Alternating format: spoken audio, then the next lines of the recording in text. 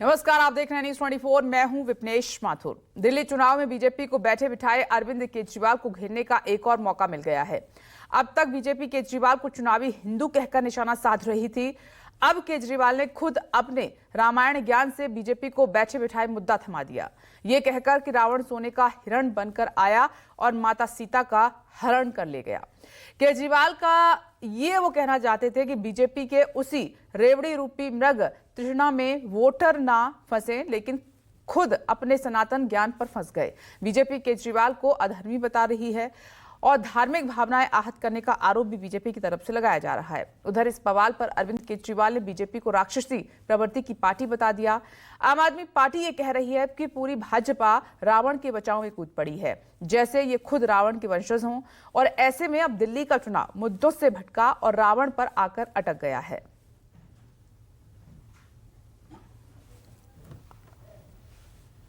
रावण आया सोने का हिरण बनके, रावण आया सोने का हिरण बनके। विधर्मी अरविंद केजरीवाल बोल रहे हैं कि रावण मृग बन के आया। ये कौन यूनिवर्सिटी से पढ़े थे अरविंद केजरीवाल?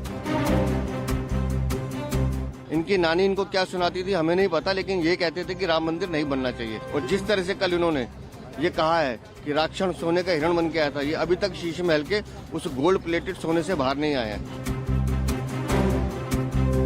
तेरे रावण का अपमान कर दिया। साबित हो गया कि भारतीय जनता पार्टी रावण को अपना वंशज मानती है। दिल्ली के दंगल में अब रावण पर रण छिड़ गया। रावण पर घेरते हुए बीजेपी ने केजरीवाल को जहां एक बार फिर चुनावी हिंदू बताया है, तो दूसरी तरफ आम आदमी पार्टी बीजेपी को रावण के वंशज बता रही। ऐसा लगता है जैसे मुद्दों से भटककर अब दिल्ली का चुनाव रावण पर आकर अटक गया। रामायण, रावण, सोने का हिरण और रावण के वंशज दिल्ली विधानसभा चुनाव में बहस का नया विषय बन गया। अरविंद केजरीवाल विश्वासनगर की रैली में लोगों को संबोधित कर रहे थे। कोशिश थी कि रामायण में सीता हरण का जिक्र कर बीजेपी को लपेटा जाए। उन्होंने बीजेपी को सोने का हिरण बताया।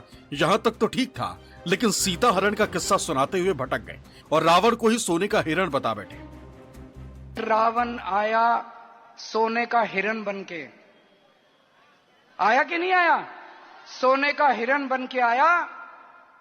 सीता मैया लक्ष्मण को बोली मेरे को ये हिरण चाहिए। लक्ष्मण बोला ना मैया, भगवान राम कह के गए हैं कि मेरे को आपकी रक्षा करनी है। उसने बोली नहीं, मैं तेरे को आदेश देती हूं, जाओ और हिरण को पकड़ के लाओ।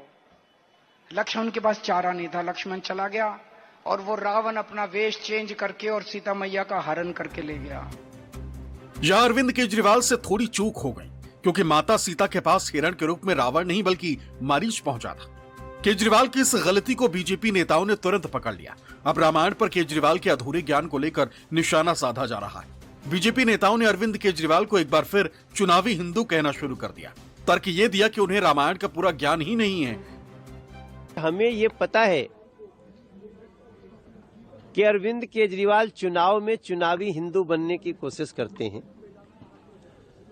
कल अरविंद केजरीवाल का पोल पट्टी मां शारदा ने साक्षात आकर के खोल दिया है। जो बातें कल कही हैं अरविंद केजरीवाल ने, उसने बता दिया कि इस व्यक्ति का सत्य सनातन से, हिंदू धर्म से, राम की कहानियों से कोई दूर दूर तक सरोकार नहीं है। अरविंद केजरीवाल जी एक चुनावी हिंदू हैं। वो और उनके आका राहुल गांधी जी के रग रग में तुष्टीकरण है। जिसको रामायण का अल्प ज्ञान हो, जो रटकर भी रामायण सही तरीके से जनता के सामने नहीं रख पाए। बीजेपी ने चुनाव में रावण के अपमान को मुद्दा बना लिया है। अरविंद केजरीवाल समेत आम आदमी पार्टी पर तीखे हमले शुरू कर दिए। यहां तक कि बीजेपी नेताओं ने मंगलवार को उपवास और धरने का ऐलान किया। दिल्ली बीजेपी के अध्यक्ष वीरेंद्र सचदेवा कनॉट प्लेस स्थित प्राचीन हनुमान मंदिर और दक्षिण मुख मंदिर में पूजा अर्चना करने पहुंचे। उन्होंने पूजा अर्चना के बाद दिल्ली के पूर्व मुख्यमंत्री अरविंद केजरीवाल पर जमकर निशाना साधा। जिस तरह से वो हमारे रामायण का मजाक उड़ाता है, ये बहुत निंदनीय है। और उपवास इसलिए है कि मेरे दिल्ली वासी सुखी और शांति से रहें। कम से कम ऐसे अधर्मी को न्याय करने का काम, सजा देने का काम तो प्रभु श्री राम करेंगे। लेकिन मुझे हैरानी इस बात की है कि बातचीत में भी जिस तरह से झूठ बोलते हैं, कल भी उनको ये दिखा कि सोने का हिरण, और वो भी रावण। मतलब वो सोने के आडंबर से बाहर नहीं आ रहे हैं। बीजेपी अरविंद केजरीवाल को रावण के अपमान पर अधर्मी कह रही, उन्हें रामायण का अल्पज्ञानी बताया जा रहा है, साथ ही चुनावी हिंदू बताकर केजरीवाल को घेरा जा रहा है। वहीं दूसरी तरफ बीजेपी के हमलों पर आम आदमी पार्टी नेताओं ने भी मोर्चा संभाल लिया, जिन्होंने रावण पर केजरीवाल के बयान को बीजेपी की बौखलाहट बताया। आम आदमी पार्टी के सांसद संजय सिंह ने तो यहाँ तक कह दिया कि बीजेपी ने जिस तरह से एक बयान पर बवाल काटा है और रावण के अपमान से बीजेपी नेता परेशान हुए, उससे ऐसा लगता है कि वो रावण के ही वंशज। पूरी भारतीय जनता पार्टी आज धरने पे बैठी है मेरे घर के सामने कि मैंने रावण का अपमान क्यों किया, मैंने रावण का अपमान कैसे कर दिया। पूरी भारतीय जनता पार्टी, इनको रावण से इतना प्यार है, राक्षसी प्रवृत्ति है इन लोगों की। मैं दिल्ली के झुग्गी वालों को और गरीब तबके को खासकर चेताना चाहता हूं कि अगर ये आ गए तो ये राक्षसों की तरह निगल जाएंगे आप लोगों को। बीजेपी का एक ही नारा, रावण है आदर्श हमारा, तो उनके आदर्श रावण है। मैं बहुत हैरान हूं कि पूरी की पूरी भारतीय जनता पार्टी उपवास कर रही है, अनशन कर रही है। किस बात पे? करें रावण का अपमान कर दिया, रावण का अपमान कर दिया। अजीब हाल है। संजय सिंह ही नहीं, मनीष सिसोदिया ने भी एक्शन पर रिएक्शन देने में देर नहीं लगाई।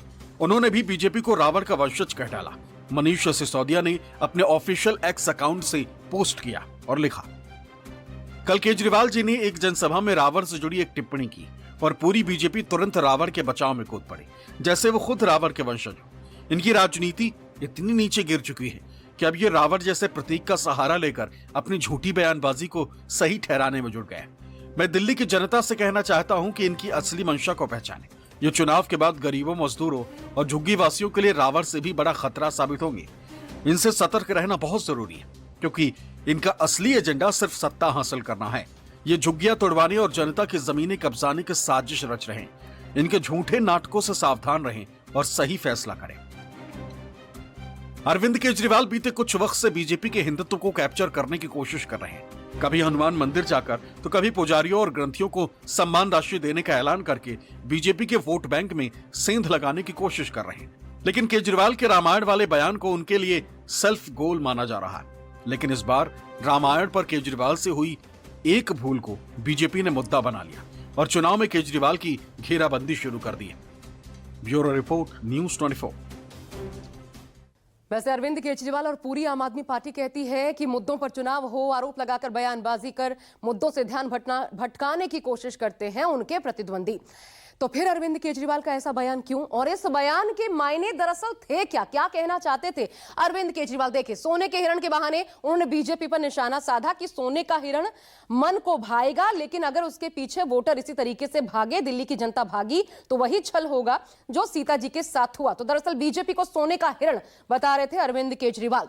इसके अलावा बीजेपी की योजनाओं से कोर वोटरों को दूर रखना, आप अपने वोट बैंक को किसी कीमत पर इंटैक्ट रखना चाहती है, ये उसका एक दूसरा तरीका अरविंद केजरीवाल ने। चुनावी हिंदी के आरोपों की काट तलाशना, यह भी एक माध्यम था, लेकिन ये उल्टा फंस गए अरविंद केजरीवाल। बीजेपी ने निशाना साधा, फिर चुनावी हिंदू बताया और कहा केजरीवाल को रामायण तक का ज्ञान नहीं है। लेकिन फिर भी देखिए, खुद को हिंदू हितैषी बताने की कोशिश लगातार कर रहे अरविंद केजरीवाल, ताकि क्या हो सके, ताकि दिल्ली के हिंदू वोट बैंक को मजबूत किया जा सके, अपने पक्ष में किया जा सके। लेकिन अब रावण पर बयान आया है तो इसका असर किस प्रकार का हो सकता है, क्योंकि बीजेपी से मुद्दा बना रही है, बीजेपी को बैठे बिठाए मुद्दा मिल गया है, तो जाहिर अरविंद केजरीवाल निशाने पर है। अब ऐसे में देखिए, चुनावी हिंदू का दावा बीजेपी का मजबूत होगा, तमाम बयान सामने आ रहे हैं और यही आरोप फिर लगाए जा रहे हैं खुलकर। केजरीवाल के रामायण ज्ञान पर सवाल उठाए जा रहे हैं कि ये कैसा सनातनी, इसके अलावा हिंदुओं का एक वर्ग नाराज हो सकता है, बीजेपी को ऐसी उम्मीद है। तो जाहिर है अगर ऐसा होता है तो बीजेपी इस बयान का फायदा उठाना चाहेगी। लेकिन अब बात बीजेपी के मैनिफेस्टो पार्ट 2 की भी करना जरूरी है, जो आज रिलीज हुआ। मैनिफेस्टो पार्ट 1 को अरविंद केजरीवाल ने कॉपी पेस्ट बताया था, आपको याद होगा। कहा था जब केजरीवाल का ही काम करना है तो बीजेपी को क्यों लाना, केजरीवाल का काम केजरीवाल ही बेहतर कर सकता है। तो बीजेपी के संकल्प पत्र में दूसरे भाग में क्या है वो भी आपको दिखाते हैं।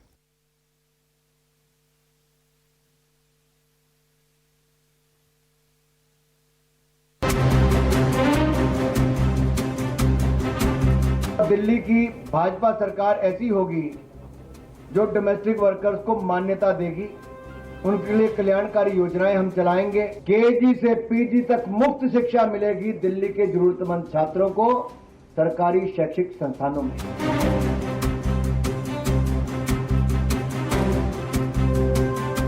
स्कूलों में तो सबको मुफ्त शिक्षा मिल रही है, जरूरतमंदों को थोड़ी मिल रही है, सबको ही मिल रही है। अगर ये लोग आ गए तो मुफ्त शिक्षा बंद कर देंगे। धोबियों के लिए जो लाइसेंस अभी रुके हुए हैं, धोबियों के लिए दोबारा लाइसेंस जारी करने की प्रक्रिया चालू की जाएगी। दिल्ली विधानसभा चुनाव के लिए गारंटियों का ऐसा दौर चल रहा है जिसमें एक दूसरे से आगे निकलने की जैसे होड़ लगी। इन गारंटी के जरिए राजनीतिक दल एक दूसरे की काट भी ढूंढ रहे हैं। शायद इसीलिए मंगलवार को बीजेपी ने अपना दूसरा संकल्प पत्र जारी किया, जिसमें दिल्ली वालों को एक से बढ़कर एक गारंटी दी गई। दिल्ली के सरकारी शिक्षण संस्थानों में दिल्ली के जरूरतमंद छात्रों को केजी से पीजी तक मुफ्त शिक्षा की बात कही। दिल्ली में भ्रष्टाचार के खिलाफ जीरो टॉलरेंस नीति अपनाते हुए एसआईटी का गठन किया जाएगा। दिल्ली के युवाओं को प्रतियोगी परीक्षाओं की तैयारी के लिए 15,000 की वित्तीय सहायता देने की गारंटी। घरेलू कामगारों के लिए वेलफेयर बोर्ड, 10 लाख का जीवन बीमा, 5 लाख का दुर्घटना बीमा, उनके बच्चों के लिए छात्रवृत्ति और 6 महीने की paid maternity leave. Auto taxi चालकों के लिए वेलफेयर बोर्ड, 10 लाख का जीवन बीमा, 5 लाख का दुर्घटना बीमा और वाहन बीमा और उनके बच्चों के लिए छात्रवृत्ति। अनुसूचित जाति के विद्यार्थियों को डॉक्टर BR अम्बेडकर स्टाइपेंड योजना के तहत 1,000 रुपए प्रति महीने देने की बात कही गई। अब हमारी कल्पना ये है कि दिल्ली में सरकारी शिक्षण संस्थानों में जो जरूरतमंद छात्र हैं, उनको पीजी से लेकर केजी से लेकर पीजी तक की मुफ्त शिक्षा देंगे। केजी से पीजी तक मुफ्त शिक्षा मिलेगी दिल्ली के जरूरतमंद छात्रों को सरकारी शैक्षिक संस्थानों में। जी हां, आपने ठीक सुना, केजी से पीजी तक मुफ्त शिक्षा प्रदान करेंगे जरूरतमंद छात्रों को सरकारी शैक्षिक संस्थानों में। सरकारी शिक्षण संस्थाओं में दिल्ली के जरूरतमंद छात्रों को मुफ्त शिक्षा दी जाएगी। स्कूलों में तो सबको मुफ्त शिक्षा मिल रही है, जरूरतमंदों को थोड़ी मिल रही है, सबको ही मिल रही है। तो इसका मतलब ये सबको अब मुफ्त शिक्षा बंद करके जरूरतमंदों को देंगे। इसका मतलब लोग इनके नेताओं के घर के चक्कर काटेंगे कि मेरा भी मुफ्त करा दो जी, मेरा भी मुफ्त करा दो जी। आज दिल्ली के 18 लाख बच्चे दिल्ली के सरकारी स्कूलों में पढ़ रहे हैं, सबकी शिक्षा मुफ्त है। आज इन्होंने घोषणा कर दी कि दिल्ली में मुफ्त शिक्षा बंद कर दी जाएगी। दूसरे संकल्प पत्र के जरिए बीजेपी ने दिल्ली के कई वर्ग के वोटर्स को साधने की रणनीति बनाई। इनमें दलित से लेकर ऑटो वाले और घरेलू कामगार तक शामिल हैं। लेकिन बीजेपी के इन योजनाओं पर आम आदमी पार्टी ने निशाना साधा, जिसका कहना है कि बीजेपी उन योजनाओं को दिल्ली में बंद कर देगी जो आम आदमी पार्टी दिल्ली वालों को दे रही है। इनमें मुफ्त शिक्षा से लेकर स्वास्थ्य सेवाएं तक शामिल है। इसे लेकर केजरीवाल ने बीजेपी को घेरने की कोशिश की। दिल्ली में हम लोगों ने शिक्षा मुफ्त कर दी। एक एक गरीब के बच्चे के लिए, 18 लाख बच्चों के लिए शानदार शिक्षा का इंतजाम किया। अगर ये लोग आ गए तो मुफ्त शिक्षा बंद कर देंगे। हम लोग बार बार कह रहे हैं कि अगर ये लोग आ गए तो मुफ्त इलाज बंद कर देंगे, अगर ये लोग आ गए तो मुफ्त बिजली बंद कर देंगे। अगर इन्होंने पहला संकल्प पत्र 4 दिन पहले जारी किया, उसमें इन्होंने साफ साफ लिखा कि दिल्ली के मोहल्ला क्लिनिक बंद कर दिए जाएंगे। तो दिल्ली के लोगों को जो फ्री इलाज मिल रहा है, वो फ्री इलाज दिल्ली के लोगों का आज जो दिल्ली के लोगों को मिल रहा है दिल्ली के मोहल्ला क्लिनिक अस्पतालों में, वो बंद कर दिया जाएगा। दिल्ली के युवाओं के लिए राज्य की विभिन्न प्रतियोगी परीक्षाओं की तैयारी में उनको सक्षम बनाने के लिए एक मुश्त 15,000 रुपए की वित्तीय सहायता प्रदान करेंगे, ताकि वो प्रतियोगी परीक्षाओं के लिए अच्छी तैयारी कर सकें, उनके मां बाप पर कोई बोझ ना बने, हमारे दिल्ली के युवा शानदार रिजल्ट दे सकें। बीजेपी के दोनों संकल्प पत्र लोक लुभावन है, जिनमें गरीबों को केंद्र में रखकर योजनाएं बनाई गई। मकसद साफ है, दिल्ली के उन वोटर्स को टारगेट किया गया है जो आम आदमी पार्टी का कोर वोट बैंक, और मुफ्त की योजनाओं की वजह से बीते 2 चुनाव से एक तरफा आम आदमी पार्टी को वोट करता रहा। हालांकि योजनाओं के ऐलान के मामले में आप भी पीछे नहीं। बीते करीब 1.5 महीने से लगातार योजनाओं की घोषणा की जा रही। इसी कड़ी में मंगलवार को अरविंद केजरीवाल ने धोबी समुदाय के लिए धोबी समाज कल्याण बोर्ड के गठन का ऐलान किया। मैं ऐलान करता हूं कि दिल्ली में अलग अलग कॉलोनियों में जो थड्डे हैं, प्रेस थड्डे हैं, थड़े होते हैं ना जहां पे प्रेस करते हैं, उनको नियमित किया जाएगा, उनको रेगुलराइज किया जाएगा।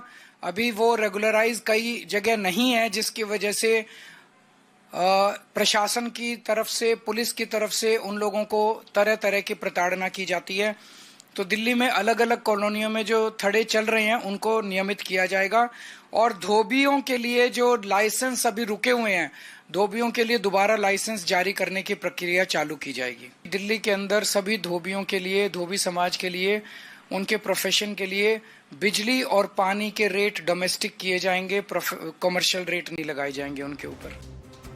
दिल्ली चुनाव की दशा और दिशा तय करने वाले वोट बैंक को अपने पाले में करने के लिए बीजेपी और आम आदमी पार्टी पूरा जोर लगा रही। लेकिन इस वोट बैंक के मन में क्या है, उसके अपने मुद्दे क्या हैं और वो अब की बार किसकी तरफ जाएंगे, इसका पता 8 फरवरी को चलेगा, जब दिल्ली विधानसभा चुनाव के नतीजे आएंगे। Bureau report, news 24। दिल्ली में आम आदमी पार्टी की सबसे बड़ी हैं जो गरीब मध्यम वर्ग को सीधा प्रभावित करती हैं। मुफ्त की इन्हीं योजनाओं में इस बार आम आदमी पार्टी ने इजाफा किया है, लेकिन अब की बार इनकी काट के लिए भाजपा ने भी संकल्प पत्र जारी किया है। पैरेलली कैसे उसे डिजाइन किया गया है और समराइज करके मैं आपको जल्दी जल्दी दिखाती हूं। देखिए, आम आदमी पार्टी की योजना है महिलाओं को 2100, तो बीजेपी कहती है 400 बढ़ाकर हम 2500 देंगे। इसके बाद दूसरी योजना फ्री बिजली पानी की बात तो कहा गया कल्याणकारी योजनाएं जारी रहेंगी, भाजपा ने कहा, लेकिन अटल कैंटीन और 5 रुपए में भरपेट भोजन भी देंगे झुग्गी बस्तियों में। तीसरी, स्वास्थ्य को लेकर संजीवनी योजना आम आदमी पार्टी की, तो आयुष्मान भारत योजना लागू की जाएगी जो बंद रही अरविंद केजरीवाल के कार्यकाल में। बीजेपी ने कहा बुजुर्गों को 2500 प्रति महीने पेंशन देंगे, तो वहां पर 500 रुपए बढ़ाकर 3000 रुपए प्रति महीने पेंशन की बात कही गई है। अब आइए छात्रों को लेकर दिल्ली में सबको मुफ्त शिक्षा की बात, तो केजी से पीजी तक जरूरतमंदों को मुफ्त शिक्षा की बात भाजपा ने की है। ऑटो टैक्सी ड्राइवर्स के लिए देखिए, ऑटो चालकों को 10 लाख बीमा, ऑटो टैक्सी वालों को 10 लाख रुपए बराबर जीवन बीमा देने की बात कही गई है। दलित छात्रों को लेकर भी विदेश में मुफ्त शिक्षा की बात है, तो उधर 1000 रुपए प्रति माह स्टाइपेंड देने की बात कही गई है। अब बीजेपी ने इस बार आम आदमी पार्टी की मुफ्त की हर योजना की इस तरीके से काट कुछ ढूंढ निकाली है, लेकिन किसकी मुफ्त वाली गारंटी पर जनता भरोसा करेगी? केजरीवाल का जादू चलेगा जैसा खुद वो कहते हैं, या बीजेपी इस बार सत्ता बदलने में कामयाब होगी? लड़ाई कांटे की है, दिलचस्प है और दमदार भी है।